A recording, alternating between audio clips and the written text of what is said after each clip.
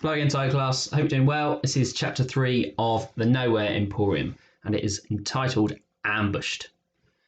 The thing about Spud Harper was that he never let anything go. Anytime he had a grudge, no matter how small, he'd carry it around for as long as it took to get even. As long as it took. Daniel knew this. Everyone did. He might have escaped Spud once, ducking into the Nowhere Emporium, but he'd been looking over his shoulder ever since. Daniel didn't leave St. Catherine's at all over the next few days. Every time he was alone in the corridor or turning a corner in the playground, he expected Spud to jump out at him. It didn't happen. Not that way. Monday went by. Nothing. Then Tuesday. Wednesday was the same. And the longer it dragged on, the more it seemed certain that Spud's revenge would be truly horrible when it arrived. Thursday. The last Thursday of every month at St. Catherine's was fire drill day. It happened right after lunch. You could set your watch by it. When Daniel's class sat down at their desks after the break, their teacher, Mr. Prim, did not even bother telling them to open their textbooks. Sure enough, a few minutes later, the air was split by the shrill of the alarm and the class filed out, merging in the main corridor with several other classes. Daniel's stomach sank to somewhere around his knees as he felt someone huge appear at his side. Smitty, the biggest boy in Spud's gang, smiled down at him. "Don't say a word, wee man, or I'll knock you out." He grabbed Daniel by the arms while the teachers were focused on getting the kids outside and bundled him across the corridor to the gym hall. Spud was waiting in the centre of the hall. Smitty dragged Daniel towards him and held him in front of Spud, who stuck his freckled face right in Daniel's. "Thought I forgot about you, didn't you, pal?" he said. "Thought I was gonna let you off with what you did." Daniel said nothing. He stared at Spud, hatred burning in his veins.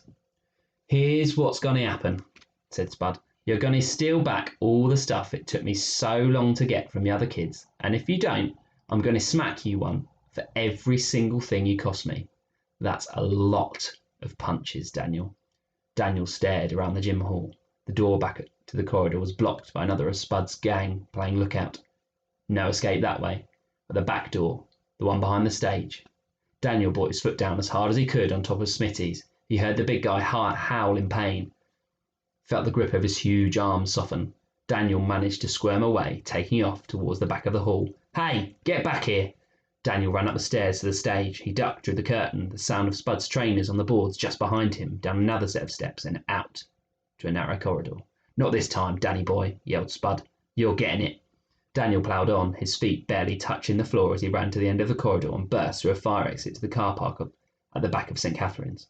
Then he was away through the gate to the streets beyond, pushing past office workers who were out making the most of the Glasgow sunshine during their lunch breaks. Daniel glanced over his shoulder, kicked into another gear, and tore through a pedestrian courtyard between two office buildings, firing out the other side like a bullet. "Daniel," Spud shouted. "Stop! You're going to get—" The tail of Spud's sentence was cut off by the blast of a car horn, and Daniel realised, in one of those strange instances when time seems to slow down, that he'd run out onto a road. He heard the screech of tyres, saw the car coming towards him head on, caught the driver's horrified gaze behind the windscreen. He knew it was too late to stop, knew he was not fast enough to keep going.